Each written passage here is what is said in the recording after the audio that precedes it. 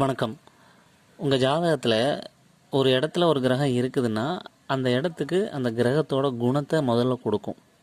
அப்புறம் அந்த குணத்தின் மூலயமா எண்ணத்தின் மூலயமா அந்த கிரகம் எந்த அதிபதியாக வருதோ அந்த செயலை செய்ய வைக்கும். இப்போது சுக்கிரன் 10ஆம் இடத்துல இருக்குன்னா செய்கிற வேலையில் தொழிலில் அழகுணர்ச்சியோட நீட்டாக ஃப்ரெஷ்ஷாக செய்ய வைக்கும். அது மூலயமா லாபத்தை கொண்டு வரும். 11ஆம் அதிபதியாக வர்றதுனால லாபத்தை கொண்டு வரும். அப்போது ஒரு கிரகம் நிற்கிற இடத்து மூலயமா தன்னோட குணத்தை வெளிப்படுத்தி சம்பவங்கள் நடத்தும். அப்போது எல்லாத்துக்கும் அடிப்படை குணங்கள் தான், எண்ணங்கள் தான்.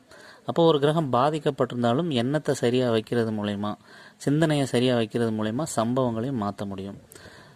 நம்ம நேர்மையாக, அன்பாக, பொறுப்பாக எண்ணத்தை வைக்கிறது மூலயமா கிரகம் எந்த அளவு பாதிக்கப்பட்டிருந்தாலும் சிறப்பான பலன்கள் நடக்கிறதுக்கான முழு வாய்ப்பும் உண்டு அப்படிங்கிறது தான் சொல்ல வரோம்.